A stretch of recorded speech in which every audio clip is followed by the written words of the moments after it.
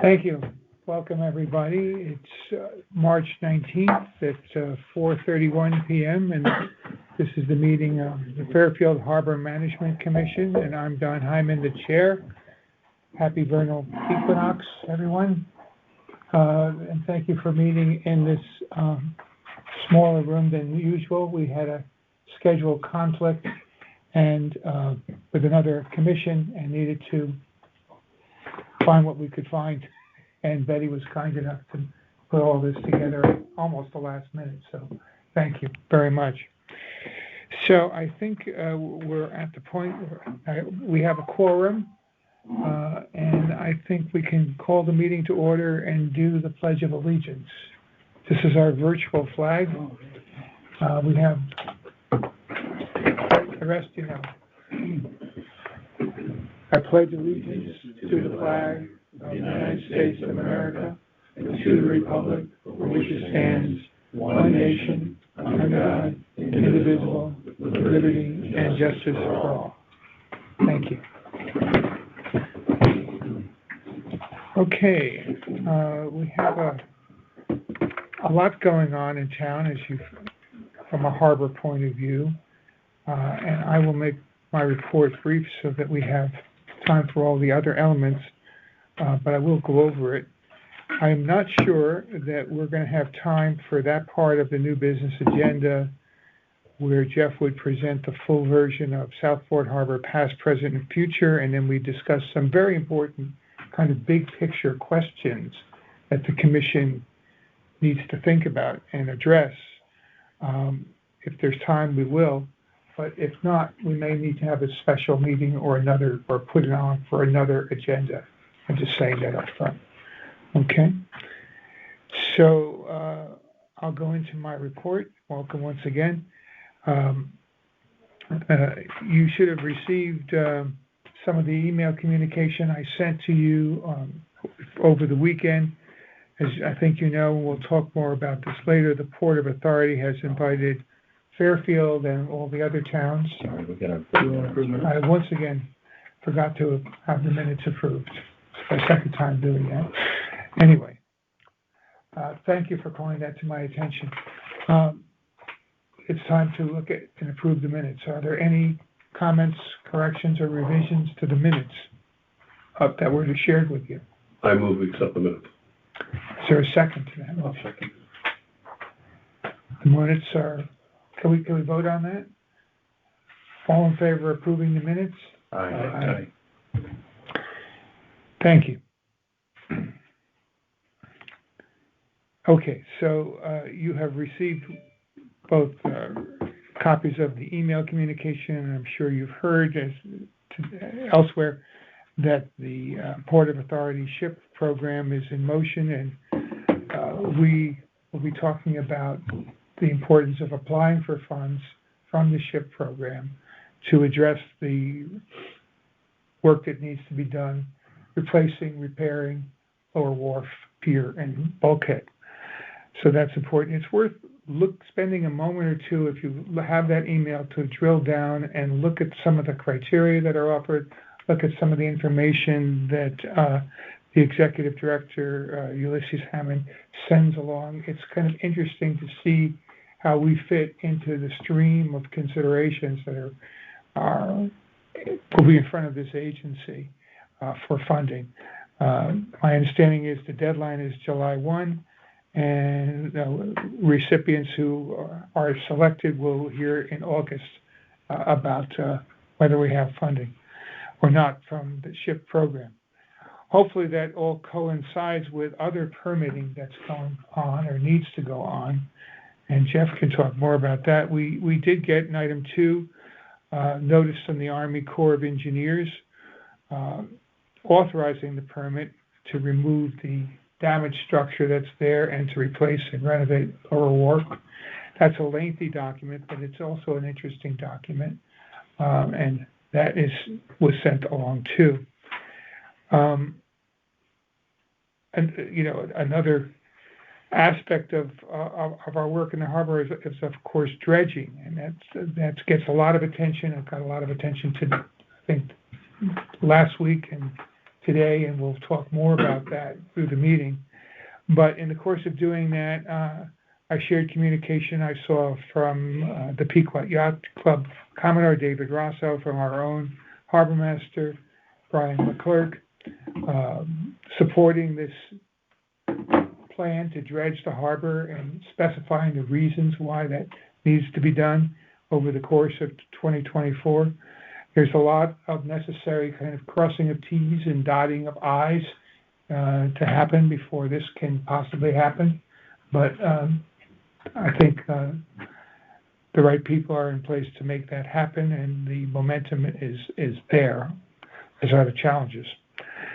Item number 4, among the less complicated matters, is an invitation that we got from Mary Hogue of the Forestry Committee. Are you familiar with the Forestry Committee in town? They do a lot of really important work, and I know Jeff has worked with them or still does work with them, I'm not sure. But they sponsor an Earth Day event at the YMCA. They'll be coming up.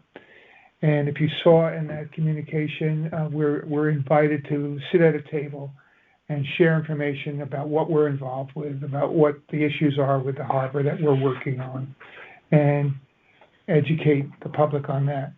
While it's happening at the YMCA, and indeed young people come to this event, it's worth noting that our strategic audience is really their parents.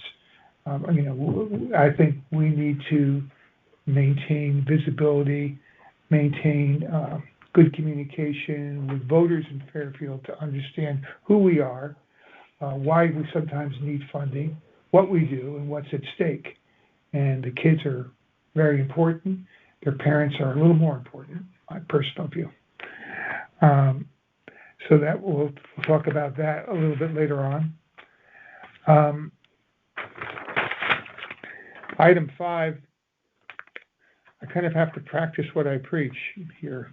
Robert's Rules of Order, Freedom of Information Act. You saw the package of information we got following a February 28th training session on that. I was not able to attend that, but perhaps some of you did. Did anyone attend that meeting, February 28th, either live or virtually? No? I watched it virtually. Okay. I didn't attend it either. I was out of the country at that time, but nevertheless, the documents that were created by the First Selectman's office and by the town attorney, which I shared, are really worth reading.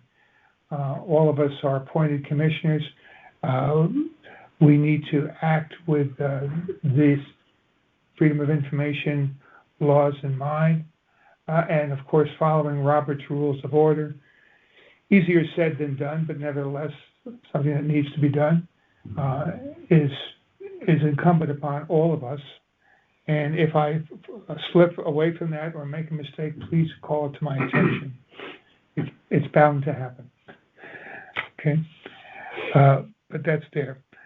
I also will tell you that there's actually more than one bill. I spoke about House Bill 5359, but I think there are 4 bills being considered in the legislature right now that would address the Connecticut Siting Council and its operation and procedure. There were a lot of issues that came up in the course of dealing with the UI proposal for all of the big wiring changes that might come through Fairfield and the big tall towers that seem to be coming one way or another.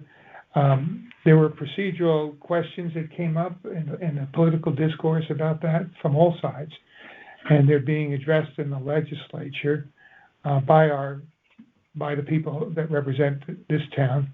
And there's some really good, important debate going on. I noticed that the First Selectman's newsletter highlighted the same issue. These changes don't go to the actual substance of what the Siting Council was ruling on, the UI monopole request, but they do go to procedure and lapses in procedure, some would say, that created a very difficult situation. And so that is moving forward, and I would urge you to try to follow that in the news media or however you follow those kinds of issues. I'll keep you posted as I learn more information. As a private citizen, not as a chairman, I testified in behalf of HB 5359.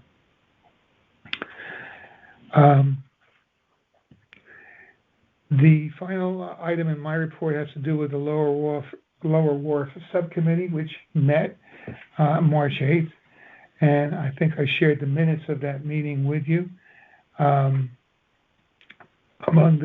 the things that we're focused on right now is trying to be dutiful about next steps with the risk management public safety sign that will be going in some part of the Lower Wharf area.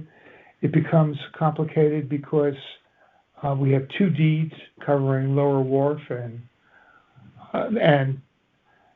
because the parcels of land were acquired at two different times. One deed says there needs to be a sign that has certain information on it. Another deed says there can be no structure on the land, and a sign can be determined to be a structure.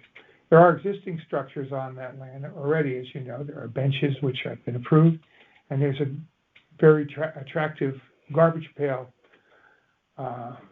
system that was donated by the Sasquatch Association for the benefit of the community and for the enhancement of that space. And I would say that our sign, once it's finalized and up, will also enhance the space in a different way. It will enhance the environment and the public health risks and safety, and hopefully the atmosphere for neighbors as well. But that's a change, and change is difficult for some people. And reaction to the sign has been, in a word, mixed.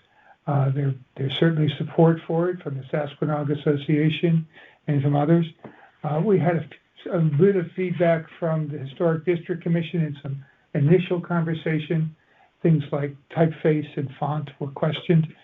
Location continues to be an issue. But, well, perhaps not as complicated as dredging. We will proceed and discuss that. And the goal is to have a conversation with the neighborhood to both be transparent about what needs to happen and why and what's involved. And we're continuing that. There was, as I think you know, an initial round of letters that went out from myself and George in January, and there may be some follow-up to that, both face-to-face and otherwise. So far, there are 2 Harbor Road residents that have raised questions on that, and we're hoping to have conversations with those people and deal with that as we go forward. So, any questions on what I've just gone over? Okay. Harbor Master Leclerc. Thank you, Mr. Chairman. Number of items to report on. It's been a very busy month since our last meeting. The first is the moorings. They were all, as you know, the town moorings were all pulled out over the winter for inspection. I inspected them. The club inspected them. They've all been repaired as necessary with new chains, shackles, or welding to make them robust, because it's every 3 years. The sections. We have 3 sections of moorings: Helix, North Anchorage, and the town moorings. Every year, 1/3 of them are pulled or inspected, so we have to get them to last 3 years, and that's why we do repairs on them, and the club is taking care of that. And as the flowers are coming up in our yard, the mooring balls are popping in the harbor. If you drive by, you'll see them all coming up, which is great. So we'll have them all in place by mid-April when folks can get their boats out there again. Renewals. Everything is well. The stickers have just come in now, so we can start distributing those to the folks for their boats. One vessel grew up in size, and we were able to accommodate the gentleman. You don't automatically get to keep your current location just because you're getting a bigger boat. It may not fit anywhere in the harbor at the present time, but in this case, we were able to accommodate him. 3 vacancies occurred in the harbor this year, so we've added 3 boats. A power boat in the mid-20s, plus, which is going to go on the west wall, as well as 2 large sailboats, both going off of Perry Green. one of them in the mid-40s, so it's a perfect opportunity on the list. We picked the biggest sailboats to go there because that's the spot where they belong and the only spot they basically fit in the harbor, so it's worked out well. We've moved a couple of vessels around. I think 4 boats are getting moved. I have the authority to move vessels from mooring to mooring if necessary, so we're shifting a few around to better accommodate the tackle and, frankly, to make it a little more convenient to the yacht club so they're not going back and forth to the extremes of the channel to get people. If you can move members who don't need Yee Yacht Yard closer to the yacht club and take members who are rowing their dinghy and get them closer to Yee Yacht Yard when possible, that works out to everyone's benefit. So I said we moved a few boats around this year to do that. Next, I'll be jumping on the docked vessels, the private docked vessels. I've got a database of them, and I'll reach out to them to get their current insurance and registration documents so we can have that on file for our records.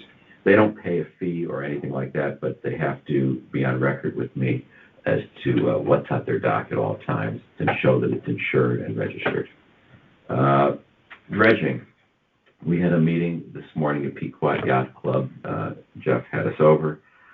Former Chair Taylor and our consultant, Jeff, we're both there. I'll let them report. That's going to become another complicated issue, even more complicated, I think, after this meeting than where we are. So, I'll do the easy one. I'll do the easy one first of my last 2. June 8th is the Street Parade and Blessing of the Fleet. So get that on your calendars. Again, June 8th is a Saturday, high tide. Will be concurrent with the blessing. 11 o'clock is the parade. Somewhere close to noon we'll start. I'm sorry, the street parade is 11. The blessing and the procession up the harbor of the boats will be closer to noon. We'll do it like we did last year. To let you know that. They'll have the breakfast again at the school. Things will be very much the same as in the past. So, apparently last Wednesday, the Board of Select Persons approved the Perry Green bulkhead repair. We got an email last Thursday from engineering saying they're ready to start in a week. We need to have a meeting with the contractor, Terry Construction. Let's do it tomorrow. So we attended a meeting last Friday.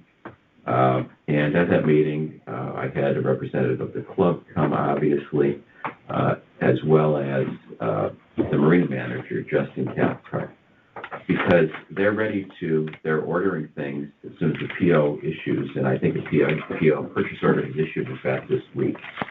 The problem we have with that is this is the worst time of the year, frankly, to be doing a bulkhead repair there, because it's going to last right through the end of September.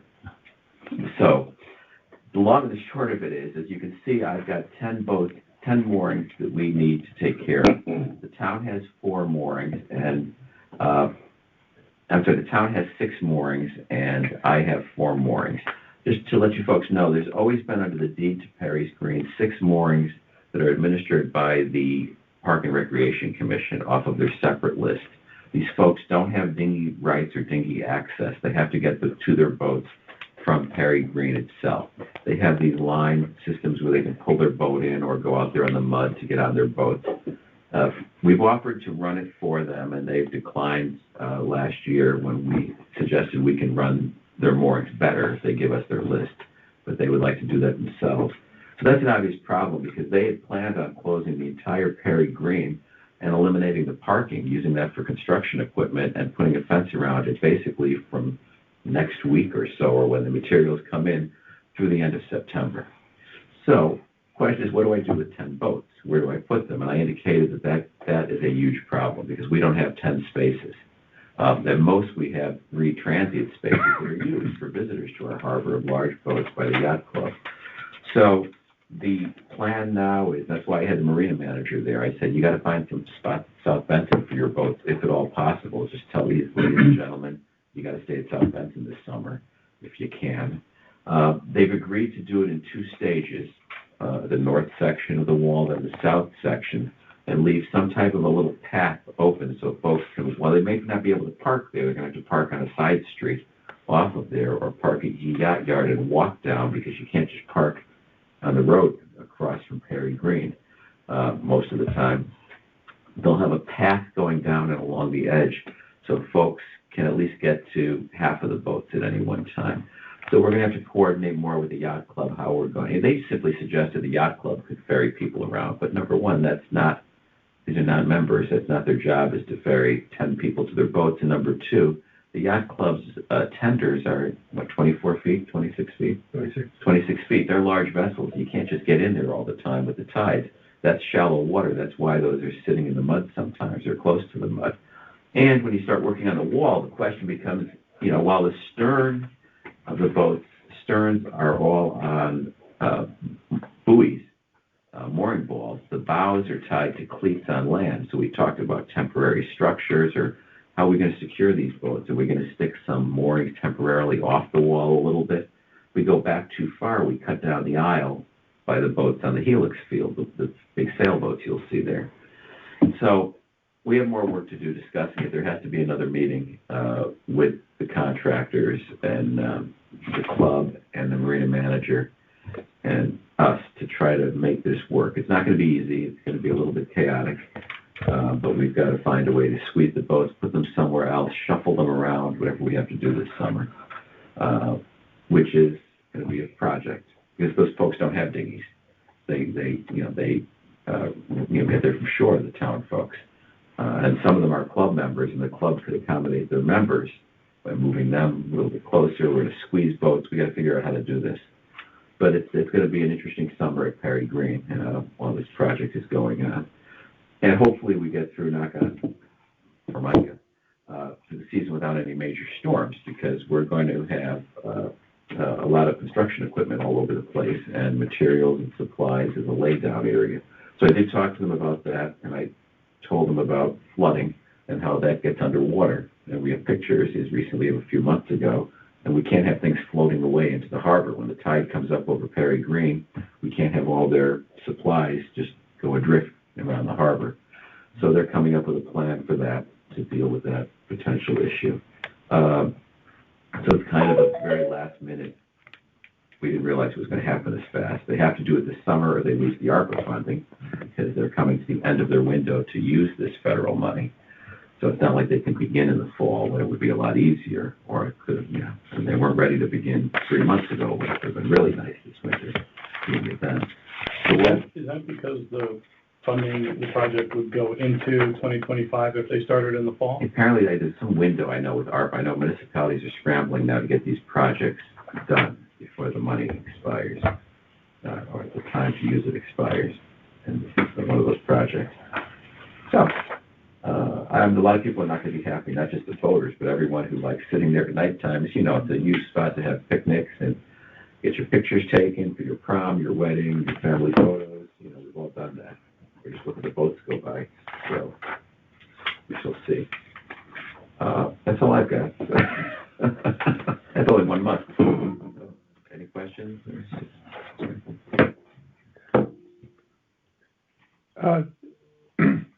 Was any of this discussed, any of the kind of complications, do you know if that came up at the selectmen meeting at all? I don't know. The first I heard of it was Thursday, when engineering reached out to us saying, we need to have a meeting. We're ready to mobilize. We're going to start. I called her. I said, when? She said, a week or so. I said, well, we got to meet immediately then. She says, thanks for letting us know. And they had no plan. They had not contemplated any of this, other than they were planning on just going in there and doing it, the contractors.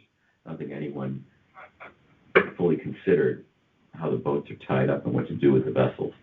They thought we could just not have them in the water. It was suggested maybe we don't put them in this year. Well, I don't think we can just tell people, sorry, you got to take a year off of boating, because, the town is repairing the bulkhead there.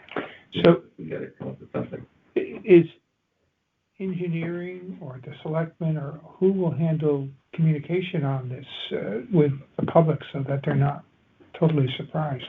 Justin Cathcart, who's the marina manager who manages the 6, and I will reach out to our constituents and communicate with them. I'm planning on speaking to all of them and asking them practically, when is your boat going in? When are you going to put the boat in the water? When are you going to start using it, to see if I can get a better idea? And he's doing the same thing. If we could have only some of the boats go in early and maybe get some of the work done before June, on a portion of it and then start shifting boats as they come in. We're gonna try to make it work that way. Justin's also looking for space at South Benson, maybe not filling some of the vacancies, maybe sticking them at some of their extra docks they have down there to try to get room for at least his vessels. I don't want to just put these boats over at the transient moorings, then we deprive, that opportunity. And these are little boats and those are big mooring spaces.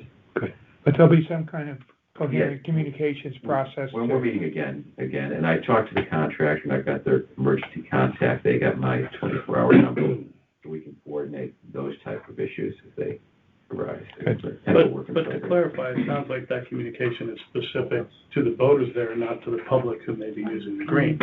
Yeah. I don't know how the town is gonna tell the public or what Park Commission is planning on doing. Yeah, that needs to be considered there. This is as you've pointed out, a big interruption at a highly popular time. Mm-hmm. And it's good to kind of manage expectations and explain why these things are going on. I think it's all very plausible, but if you leave it to accident. So, will you be speaking with Engineer Hurley about this, or who would be the lead town employee? Jane is her last name. Is it Mega Jane. She's one of the younger engineers in the engineering department, is the one coordinating it. I can speak to the first selectman's office, and that's something he may want to put in his newsletter at the appropriate There time. needs to be a proactive communication effort for all stakeholders, voters, the public, and others that you might think of. Yeah, because I don't have a way to communicate with the public, just the first, just the voters. Jeff. There's a meeting tomorrow.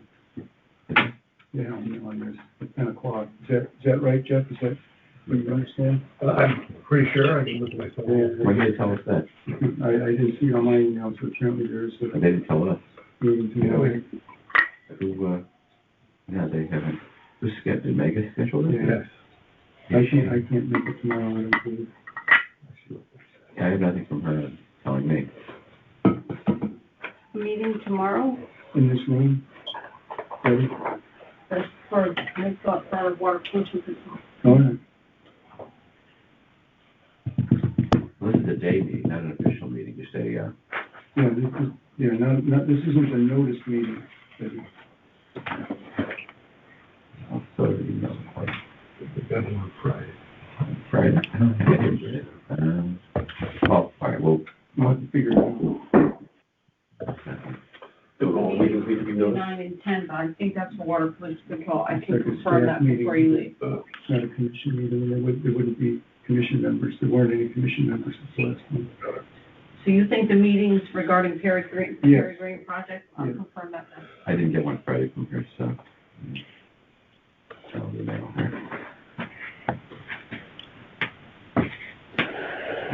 But it's not- Good. Well, and then we can reach out to the first selectman staff regarding communication potential. I'll speak to them, remind them they're gonna have to do that. Thank you.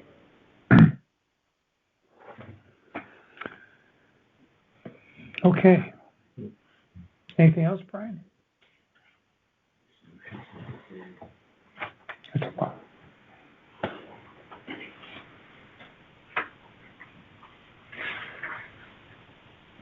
There is a meeting, she forgot to tell me. I'll forward it, please. Okay. Is it 10? Tomorrow.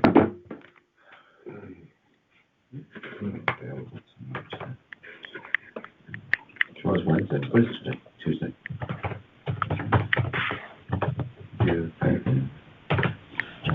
I just sent Mega a text. 10 o'clock meeting. What is? Is Justin Cathcart supposed to be? Is Justin on that? Well, they forget Justin too.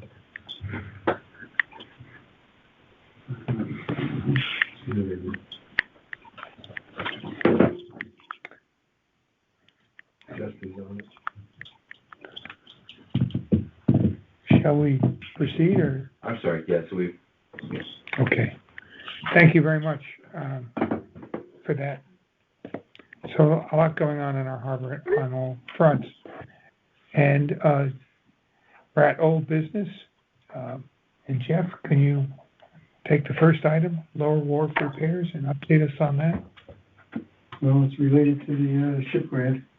Haven't yet completed the accounting for the amount of money that we have to return. And I think it's still open as to whether we have to return all that or we can repurpose it. But anyway, but we'll need to figure that out before we submit the grant application. So we've been communicating with the Port Authority Director. And speaking of new legislation, as you know, the governor has a bill to eliminate the Port Authority and to make it a subsidiary of the Airport Authority. And there was a public hearing on that on Friday of last week. One person spoke, I believe. Interestingly, a guy I know drove to Hartford to speak, and he got there and they said he couldn't speak because he had to sign up the day before in order to speak. So sort of interesting. So Mr. Hammond said that should not affect the anticipated now new round of ship grants. So the one thing that we do have to do, I'm glad Devin is here, is we need the updated opinion of probable cost. And I think the commission agreed to spend up to $500, Devin, to do that. That's correct. Yeah. So I don't know. Balls in my court on that. Do we need a purchase order or an agreement to do that? But there's plenty of time to do that. But that's a key element of what we're doing to demonstrate also that we have the 20% cost share. So that's what we're working on. I saw in the Army's communication on this subject that there was expirations for the various authorizations that they discussed. It seems that we have to harmonize a lot of different things, money, permits, all that other stuff. The first thing we need to do right now is there's two things. We also need to determine if a coastal site plan review by the Town Plan and Zoning Commission is needed for this. I spoke to one of the TTZ officials, and we talked about it, and she said, well, we'll have to make a decision, because perhaps we don't need a coastal site plan review. But we have to provide to her the plans that we know, which would be interesting, because a coastal site plan review was necessary for repairing the bulkhead at Perry Green.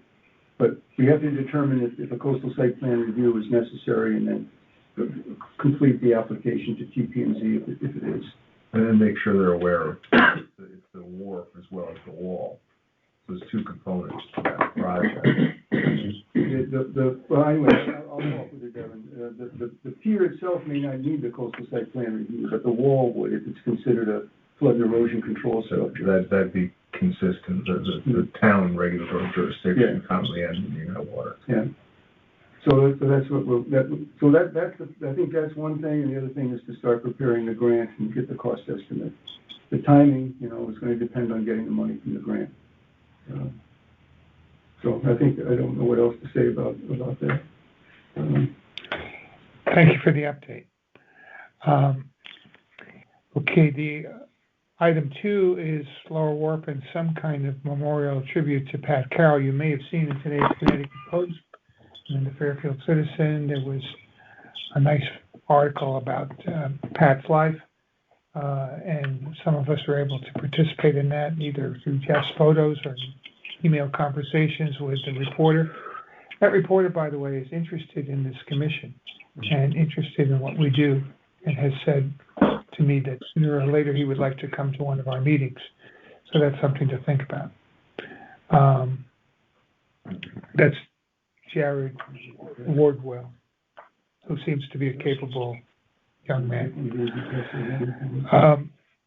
So that is in motion, but we've talked, when Pat passed, I commented on email that I thought it might be nice to, if it was at all possible when the time came, to maybe dedicate our new wharf pier to Pat. And then Jeff and I had a conversation, and I think there have been other ideas for tributes to Pat Carroll.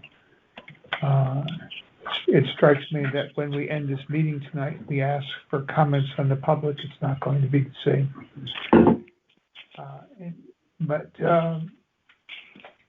what can we do? Jeff, did you have some ideas to share or some process to? I'd like to say something about Pat, maybe at the end of the meeting, maybe remember him a little bit more. But his family would be, I think, most interested in having something, a tribute in his honor at the town boatyard. That's what he most enjoyed going to. They talked about a plaque, maybe, but I think more than a plaque might be appropriate. But again, the family would, based on my conversations, would prefer to have something at the town boatyard, which was his favorite place. And I had suggested renaming the place after Pat Carroll. Pat Carroll, the town boatyard on Southport Harbor. And then others have talked about, well, that might detract from the historic recognition of the place as Yee Yacht Yard and Howard Burns. But I think all this is up for discussion to think about what would be the best way. And of course, we'd have to discuss it with his family, what they would like to see.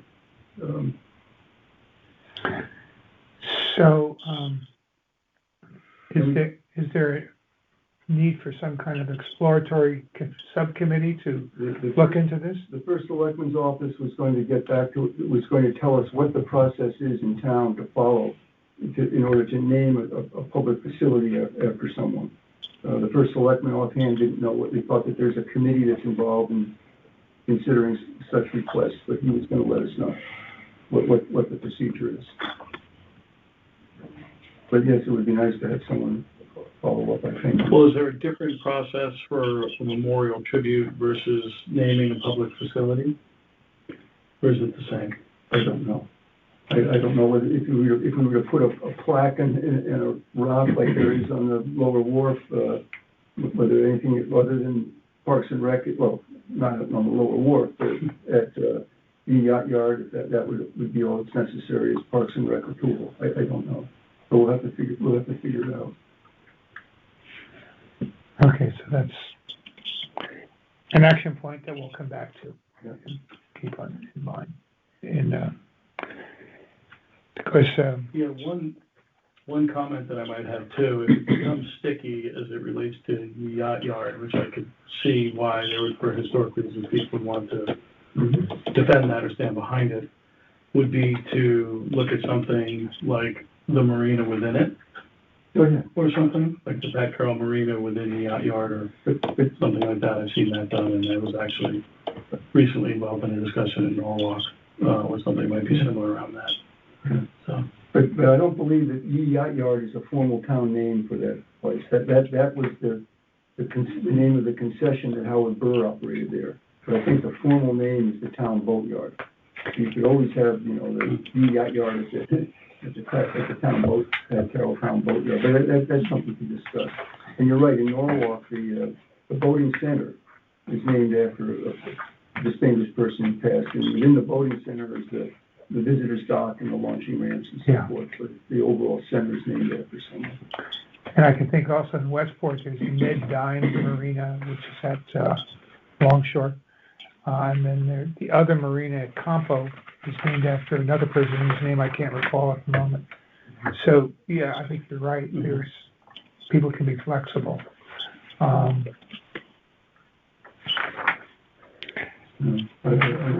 will continue to follow up with that. Yeah, I think though, most documents that I can recall reading about Yee Yacht Yard refer to it as Yee Yacht Yard from the town. I haven't seen anyone refer to it as town boatyard. That's the way I understood it. Yee Yacht Yard was the name of the concession, and that's on the little stickers and so forth, but I didn't know that. Well, maybe it is, but I wasn't aware of it. Okay. So keep an eye on that. Do you want to talk about, Jeff, item number 3, the SHIP grant refund and the status of that? I'm working on it. That's all I have to say.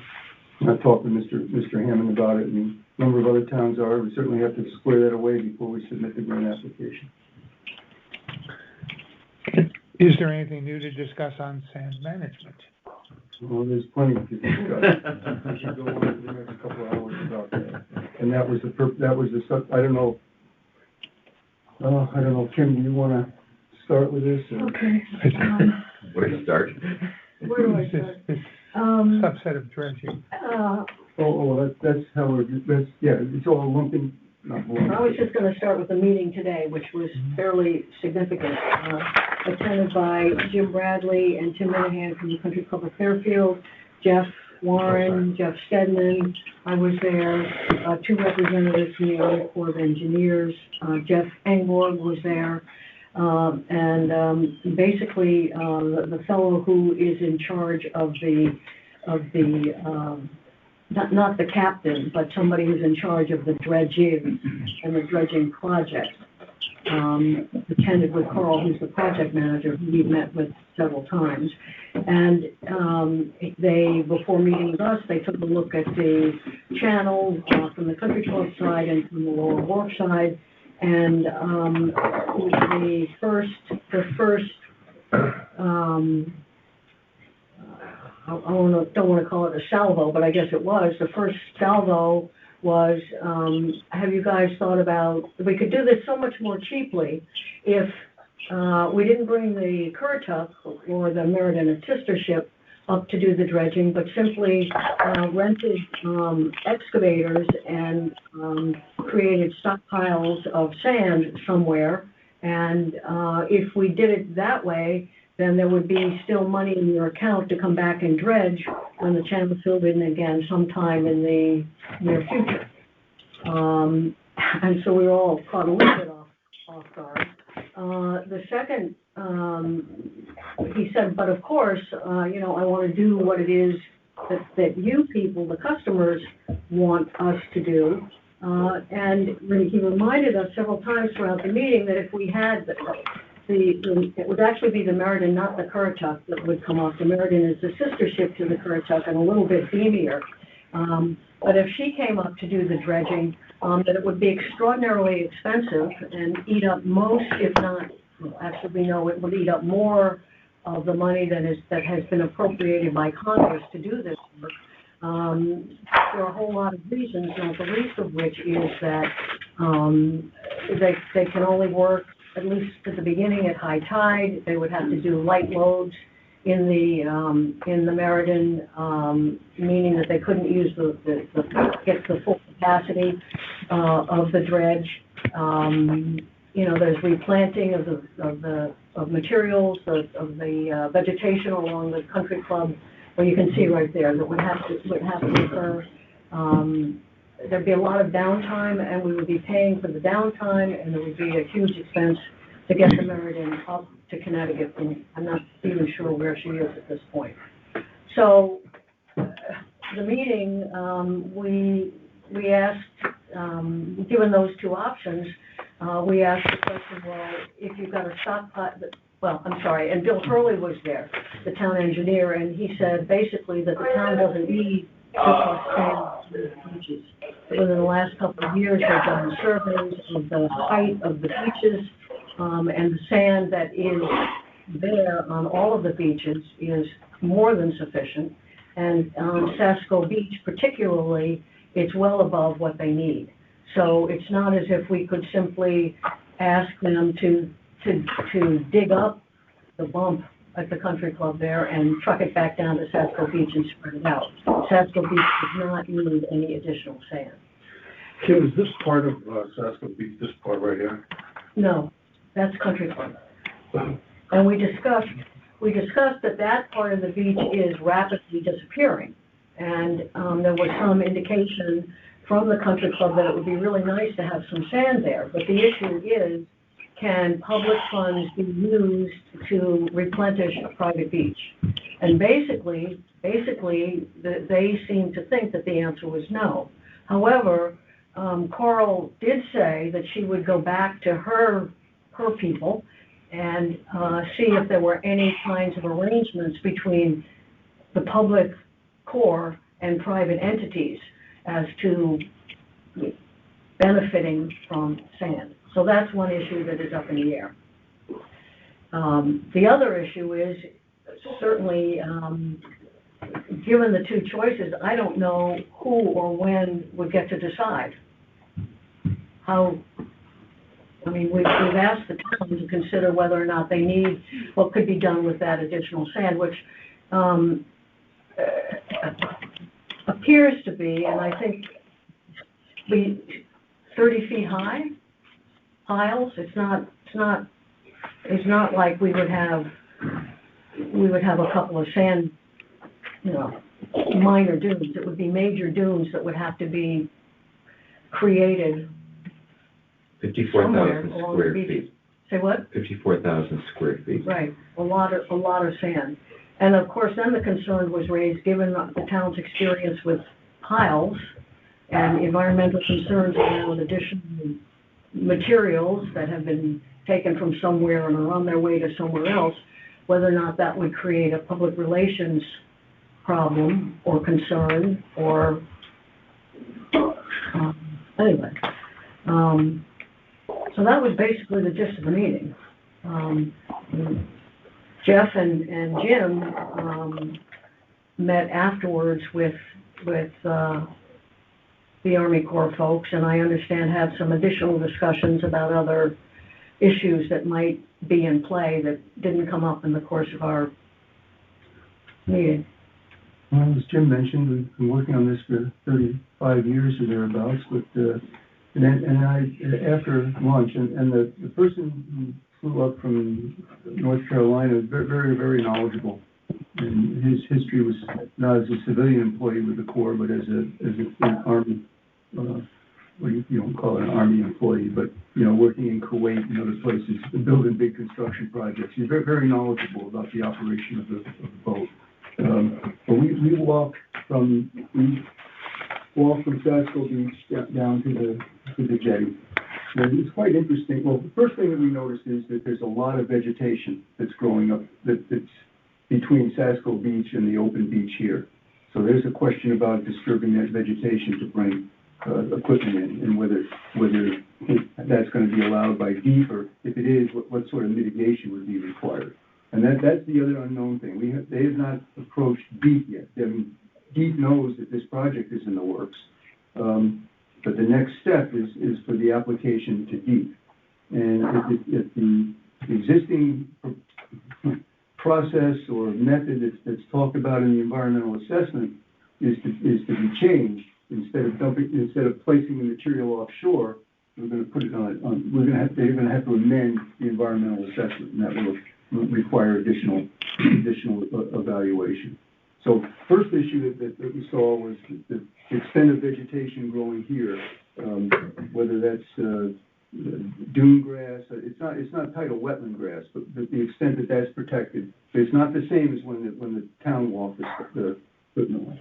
And it's also interesting up here, there are some heavy rocks, Jim, that have been exposed. They're not being washed in. They're being exposed because the beach is eroding here, and those big rocks are being exposed. The equipment can go over those. And then when we get here, this is the issue. When is this? This is 5 years ago. Question that we discussed is, where actually is the channel line on this? I mean, we have the surveys that are superimposed on a vertical aerial photo, but when they're out on the site, they're going to come back to quarters in the summer with a survey crew. They're going to have to do a new condition survey to determine how much sand is here, but they're also going to have to mark the channel boundary. The fellow who was there today said that they're going to have the equipment on top of the protected grasses in order to do this work. And of course, that brings up a real big issue. In order to restore the 100-foot channel width up in here, and this doesn't show all the extent of the grasses, they're going to have to disturb those grasses. And that's a big issue with DEEP. The other thing he talked about is, though, that there's significant depth here, because as the opening is narrowed, the force of the water through it.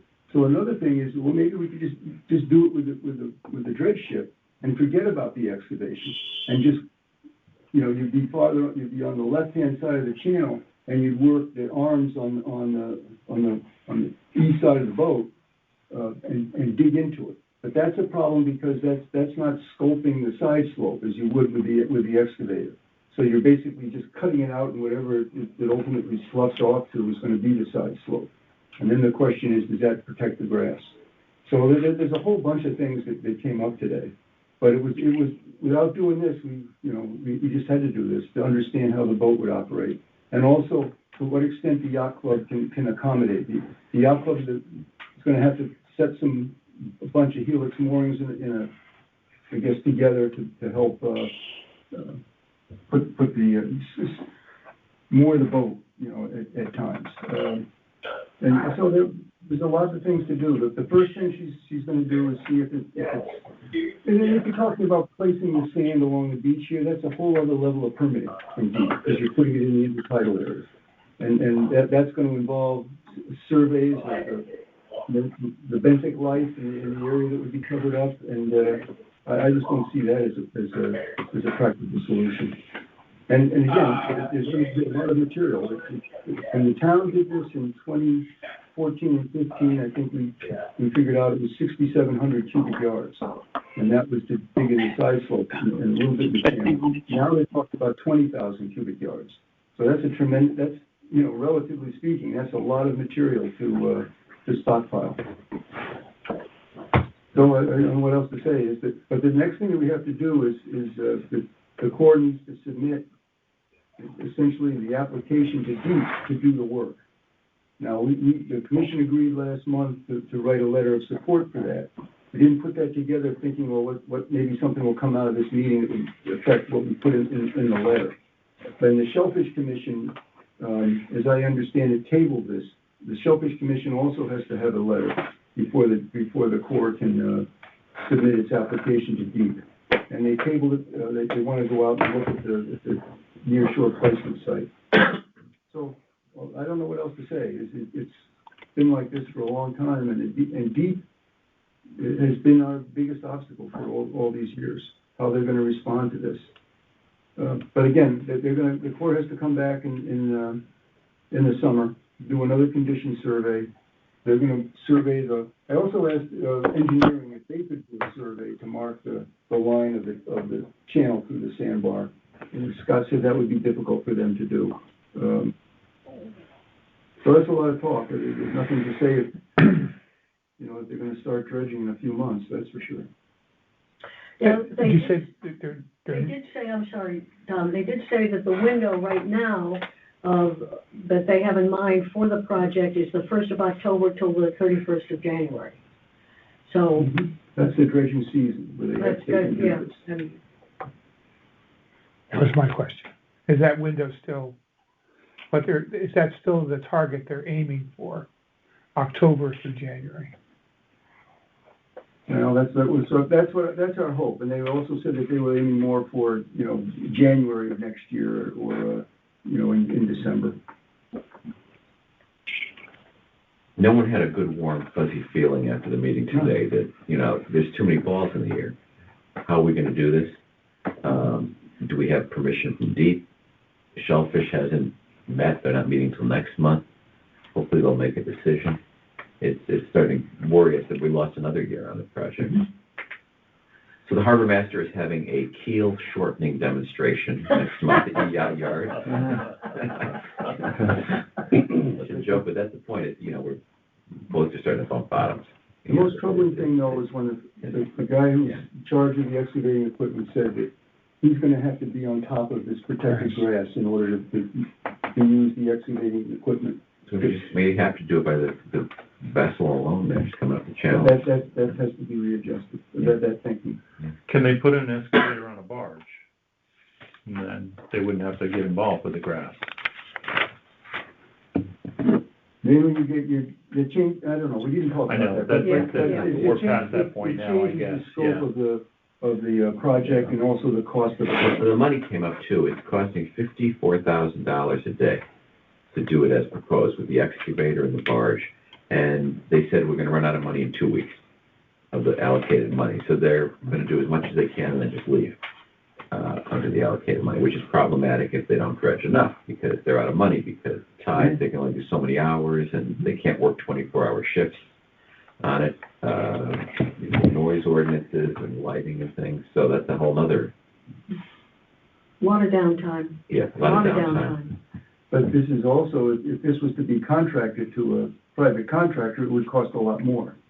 The Corps just, the funding is to operate the dredge, not to make a profit for a contractor. But as I said, it would be much, much more if you retained a contractor to do it. Can the grass be temporarily moved or replanted? We, many years ago, we discussed this, and Deep was adamant that we couldn't do that. We were gonna transplant the grass. We were gonna transplant it on the other side of the country club's property, we were gonna build a dune down there, but they didn't wanna see any, of course, that was then.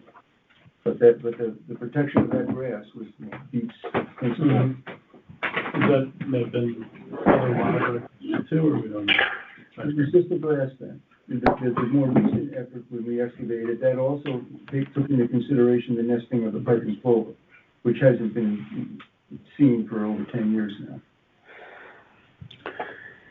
So, as you both have said, many balls in the air, many variables, much ambiguity, but the urgency of the project remains the same in spite of those obstacles. So, Could possibly the Harbor Commission reach out to the Shellfish Commission and explain the necessity of getting an answer from them? We talked to Mr. Bishop, the conservation director. He's aware. So Okay. it wasn't an objection to the project.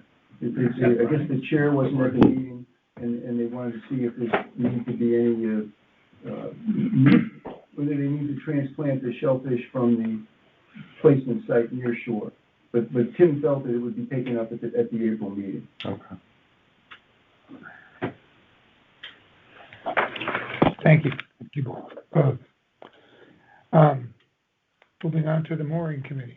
Jeff, is there anything that you The report? mooring committee did not meet this month. I think all the mooring committee business has already been presented by the harbor master's report, so that's my report. Thank you. Okay, item 1 under new business has also been discussed. Is there anything else that we need to discuss, regarding, given all that we've just heard? Or item 1 under new business is the Army environmental assessment, which we've just been talking about. Are we covered on that? Yeah, we're covered with that, but the issue there is that they may have to amend that or amend it, yeah. I guess the only good, if I could interrupt, the only good news from the meeting was that they indicated that if we had to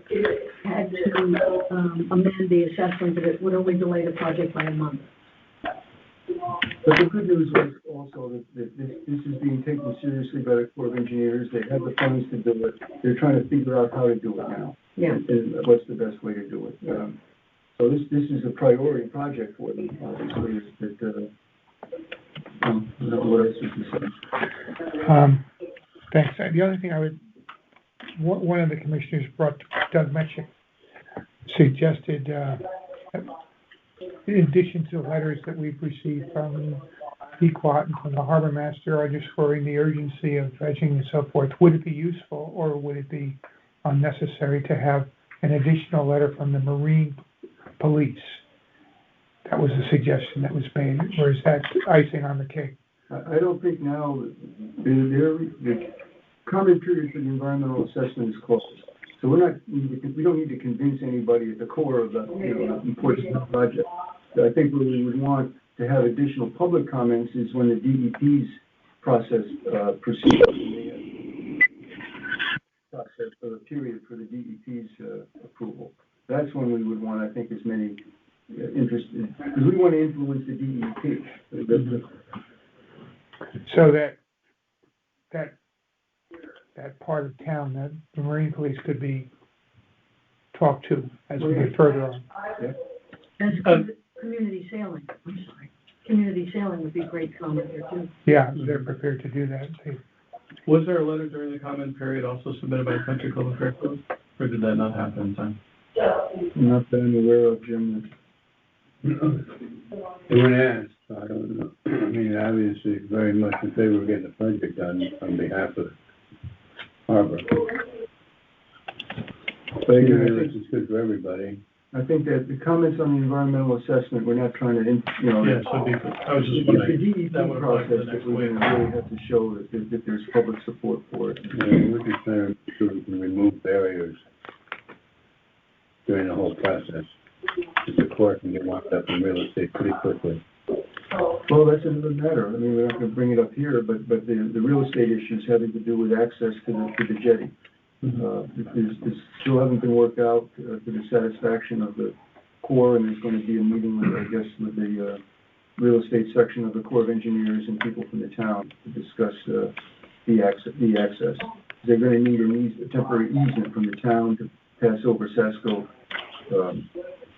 Beach, and then there's also we discussed it, this matter of the federal navigational servitude, which allows the Corps of Engineers to have access to its projects for maintenance. And so whether they may not need any approval, just to go along the beach to get to the jetty, but that all has to be worked out. Thank you. And as we said, they can't do the work until the real estate issues and that matters are worked out. Right. To be continued, to put it mildly. Okay, thank you very much. All of you are working on this. Kim, coming out of retirement. Thank you. Thank you. And That's your back then, huh? all of you, yeah. A incredibly complicated and important project. Moving on to Earth Day and the Harbor Management Commission. You saw the invitation to that. This is a nice to do opportunity for exposure. It's not a must do, but it's a nice to do. Is there any discussion, pro con on this, or anybody interested in manning a table? We could use existing materials to hand out, or I think what Mary Hogue was saying in her email to me was that it's really an opportunity for adult to adult conversation, and that you would want to have something on the table that would trigger a conversation with an adult. Yes, as I, certainly the kids would be interested, but I think her point to me in the email was that it's really an opportunity for visibility for our commission and what we do. Is anyone interested in participating in that or leading that? I will not be able to. What day is it on?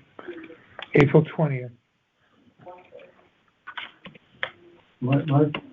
Can I speak to it?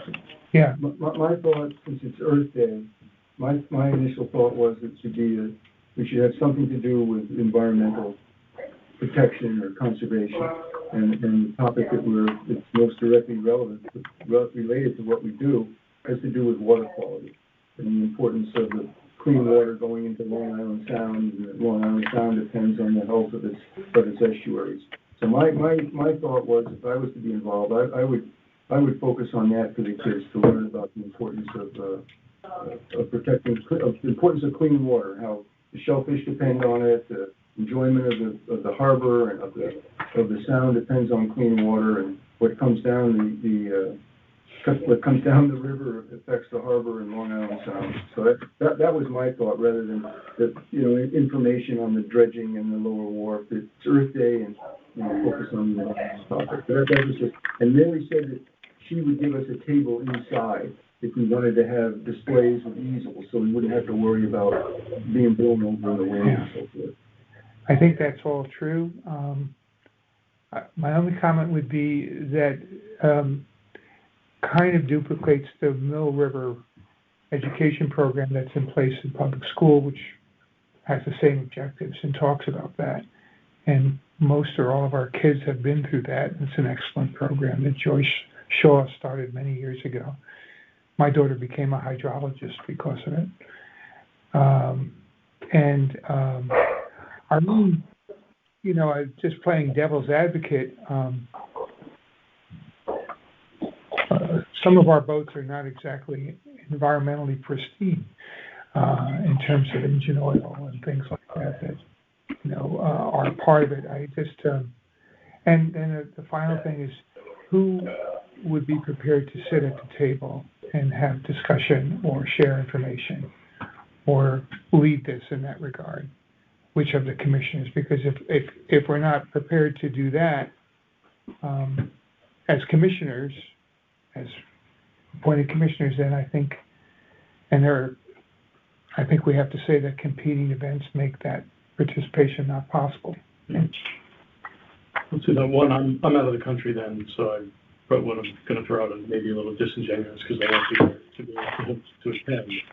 But another thought in addition to Jeff's too, that could be parent-child friendly would be to remind the community that there are these dwarfs and greens within the purvey of the Harbor Management Commission where families can go and spend time and get out in nature and be happy and enjoy the town. So maybe where children's part of what the Harbor Management covers, in a way that you don't have to have a boat to use it. Even I say that, also saying I'm going to be out of the country Saturday the 20th on vacation. So. Lower Wharf being Perry Green, Lower Wharf, just reminding them. Yeah. Any other comments or participation, expressions of interest in participating in this? This is Saturday, Don? It is a Saturday. Well, I could put together some of these displays on easels and sit there for a while and talk to people if you wanted to. Well, I mean, I think that it would be okay with me, but I think, your time is valuable. Your time is, you're a professional consultant, your time is paid for as it should be, as appropriate. I think we should, if you wanted to participate in,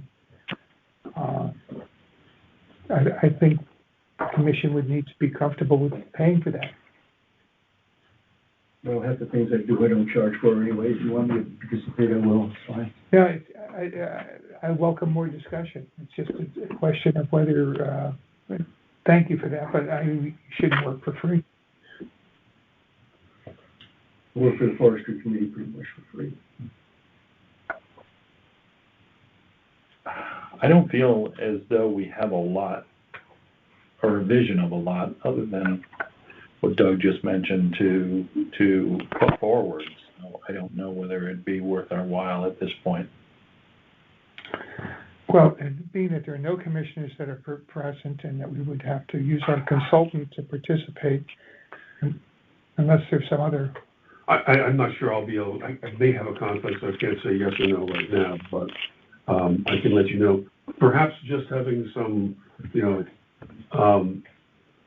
something on display that shows what happens in the harbor and why it's the benefit of the community, and that's what we do to protect that. Simply would be enough. Yeah, again, I was told the important thing is to have somebody there who can talk and answer questions. That could be Jeff, but, again, I would have thought that a commissioner could do it, but that doesn't seem to be possible. The other thing is just like if you were at a conference and put a poster display together with text. That's what I'm saying. Yeah, you have a poster and then people can read it and have other displays along with it. Maybe a Q code that leads to our website. Well, I think we need a motion on this one way or another if we want to participate in it. And I'm also, Jeff, you had said, forgive me, I think you said we needed to have a motion to vote on whether to apply for SHIP grant funds. I forgot about that. I think that would be useful. So in the application, we could say that the commission discussed it, and during its meeting on whatever day it is today, the 19th, commission approved a motion to apply for the SHIP grant for the rebuilding of the lower wharf. Okay, I apologize for not remembering that earlier when we were on that topic, but I think there's a need for two motions. One regarding the SHIP grant authorization application, and two, I'd welcome some kind of a motion regarding participation or non-participation in Earth Day.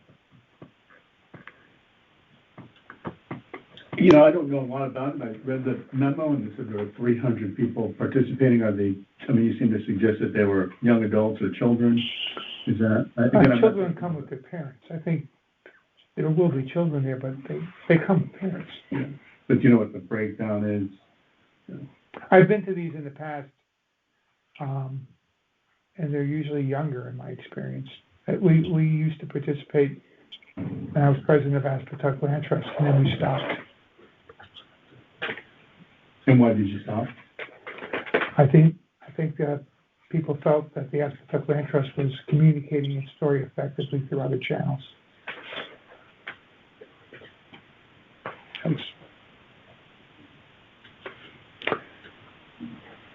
I can also report back that there's no interest at this time. If I don't have a motion, that's what I'll do. Going back to the motion, to the need for a motion regarding authorizing application for funding under the SHIP program, I'd welcome a motion on that and a vote on that. I move that we apply for the SHIP grant funding and that Mr. Stegman work on the grant for that funding. Is there a second to that motion? I'll second it. Thank you. And can we have a vote? All in favor of the motion on the table to authorize application to the SHIP grant program for funding for the repair and rebuilding of Lower Wharf? Say aye. Aye. Aye. So there's unanimous approval that can be cited, Jeff, in your application when that time comes. Thank you. Okay.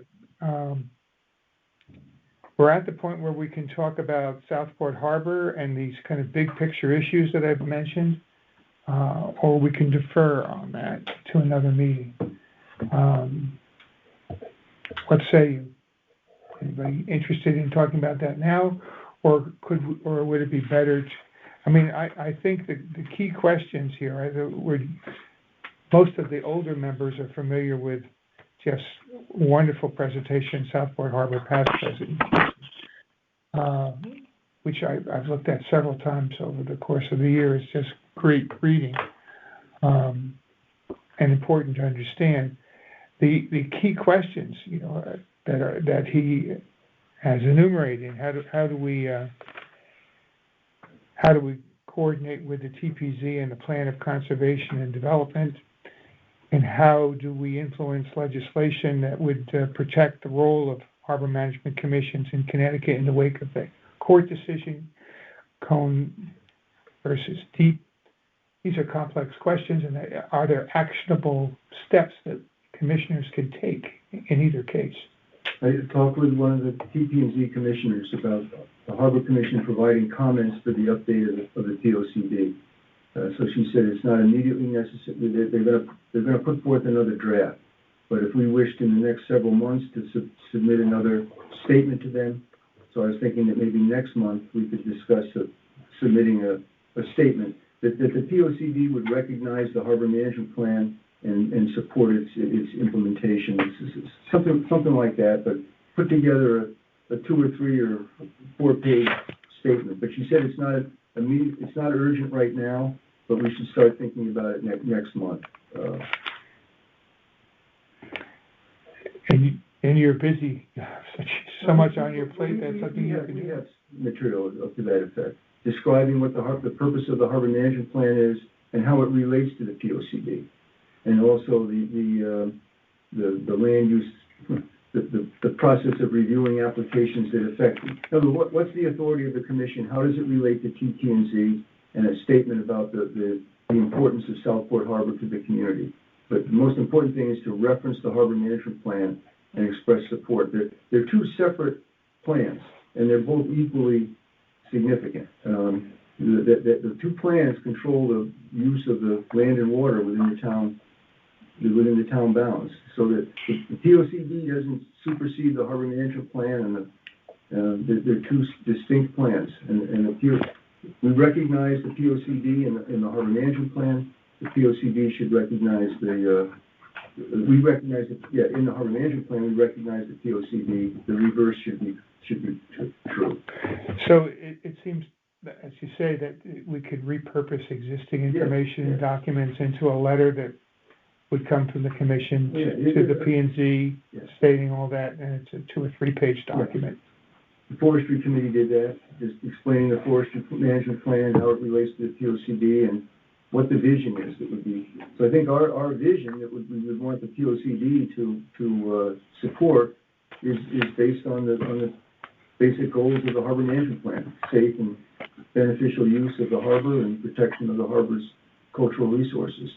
But we've got that we Good. can repurpose. Then it would seem that we've answered question A, how we can do what we've just discussed. That would be the document, the instrument that would communicate that authoritatively to the TPZ. What about the second part of it, a separate question regarding Cone versus Deep and the legislation that I think is being considered now? Is it in Hartford, or is that... That's been a failure. That's been a failure. Please update us.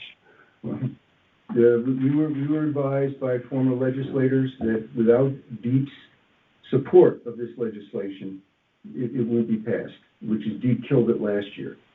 So there was a meeting convened by the mayor of New London, a very good meeting. I participated in it, not that makes it any good. And with people from DEEP who agreed that they would continue and follow up and discuss this with us, and then they haven't communicated since that time. And so this is a short legislative session. Absent DEEP support, it's not felt that anything can happen. But what the concern and what New London is going to do, there are 6 or 7 towns that are in the process of updating their harbor management plans. So this issue of authority, of what the role is of the Harbor Management Commission and whether the commission has any authority to even look at DEEP applications, that affects all of the towns. So what New London is going to do is submit basically an implementation and authority section and an authority section of the Harbor Management Plan that calls for just what we want to do, and put DEEP on the spot to say, are you going to approve this or not? But right now, we want to say we failed because we tried. But the legislator from Greenwich was trying to get an audience with the governor to discuss this, and couldn't do that. So absent DEEP support, the sense is that we're going to have to go through another year before we can. Thank you. I think that's a very important update. Any change. I mean, this sounds a little, for those of you who are new to this issue, the court decision that we're talking about in shorthand really kind of undermined the authority that commissions like our own have in impacting and reviewing DEEP decisions, and created another level of ambiguity about what we can and can't do. My goodness.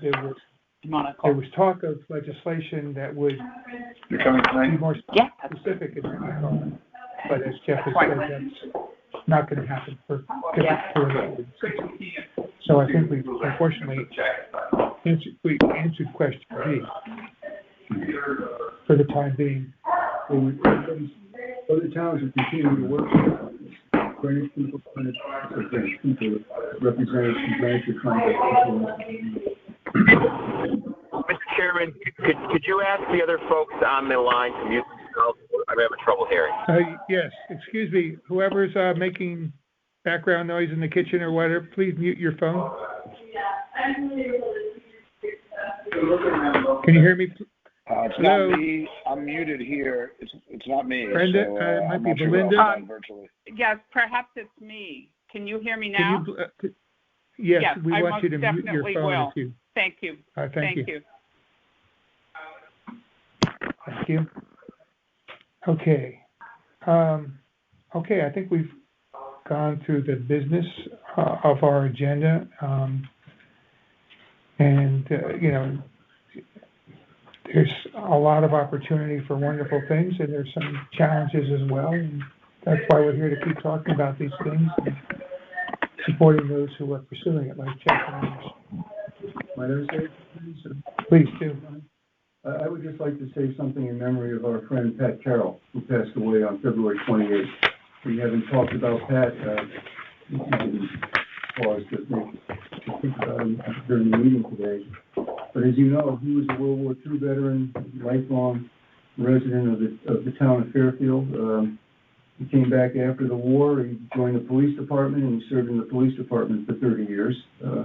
He was a captain when he retired, but all of the other community, I don't want to say advanced community positions that he was part of. And then, of course, he was one of the original members of the Harbor Management Commission. And when the Harbor Management Plan, the plan wasn't quite yet adopted, but then he became harbor master. And we used to joke that, after, the experience he gained in the Army in World War II and the police department, he would probably receive proper training to become the Southport Harbor Master and deal with what he had to deal with here. But I will say, when we were working on the Harbor Management Plan, you know how difficult it was. And the Assistant U.S. Attorney would come to our meetings, so Jim, you're quite familiar with that. And we went through all sorts of issues, including Sasquatch, which was adamantly opposed to the plan. We were going to ruin the harbor. And then we got a call one day from the Army Corps of Engineers, which initiated the action against, the town for improperly managing and using the Federal Navigation Project. And they said, I think we can solve this. And so it was Harris Russell, who's not with us anymore. If I see myself, forgive me. But Harris and Pat and I drove to Waltham. It was Waltham then at the time, Jim. Now it's Concord. And we sat down with I took notes, the other guy, much smarter than me, to figure out how to finally solve this problem. And it's very simple. And the Corps of Engineers people said, look, we'll agree to defederalize the federal anchorage that the Yacht Club has been using improperly. We'll defederalize that. The Yacht Club can have that as its own. In exchange, the Yacht Club will provide boating services to the public and, reasonable services. We'd also move the big area, the wide area between Perry Green and the Country Club. It's a wide area where boats were moored many, many years. But they shouldn't have been, because it was formerly designated as a channel. And that goes back to the old days when there was a branch channel. And the Country Club of Fairfield got permission to, when they filled the golf course, they dredged out in the middle. They just made a big channel. Boats aren't supposed to be moored in a channel. So they agreed that we would pursue a congressional act to not only defederalize the anchorage for the Yacht Club, but we would change the designation of what was channel to anchorage, and therefore boats could be moored in it, with the understanding that there had to be a list and it was open to the public. And so the Yacht Club members that had their boats in there already, they didn't have to get out, but if they vacated their spot or moved away, it would go to the next person on the list. And then the Yacht Club's docks that were encroaching into what had been the channel, we would remove the boundary of the west side. I say we, the Corps agreed through a federal act to move that boundary away from the shoreline to allow the docks to be not in the navigation project, and to allow the Yacht Club to build its service dock, which would provide services for the public. So those are the three elements of the Harbor Management Plan that were solved with Pat Carroll and Harris Russell and me taking notes up in Waltham many years ago.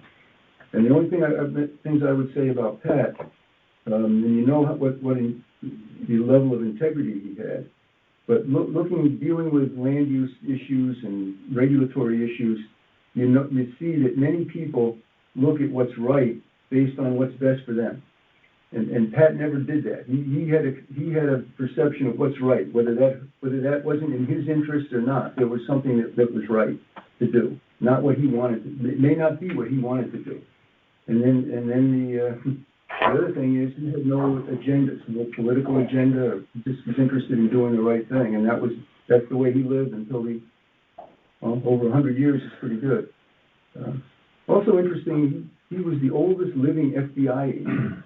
I don't know if you read that in that. It was quite interesting, because he graduated from the FBI Academy as a police officer. And then once you do that, you're considered an FBI agent.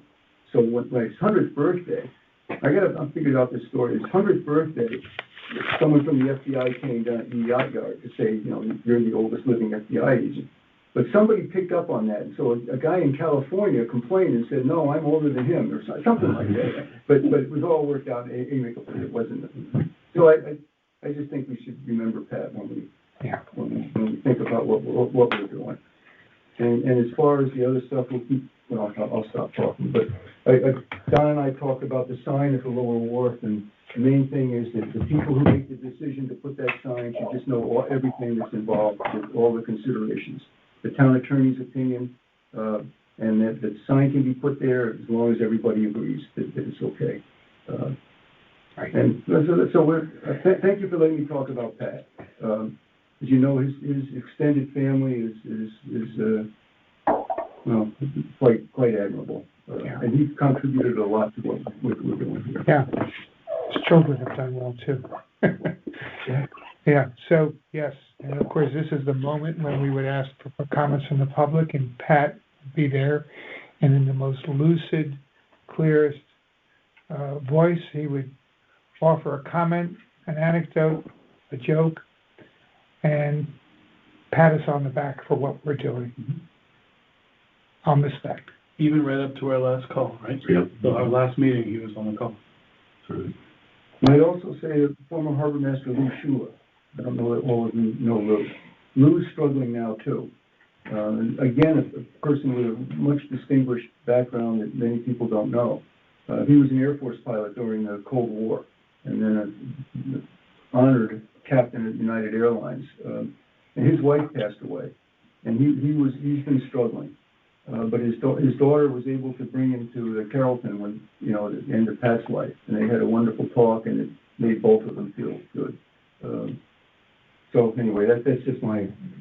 It's not meant to be a downer at all. No. Very proud that I was Pat's friend and Lou's friend. We can all learn from people the way they conduct themselves. It'll be easy to remember. Yep.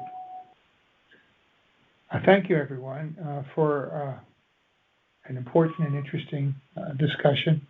Thank you for all participating. I think we're at the end. I'll welcome a motion to adjourn.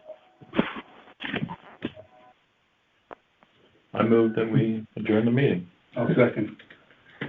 All in favor? Aye. All right. We're adjourned.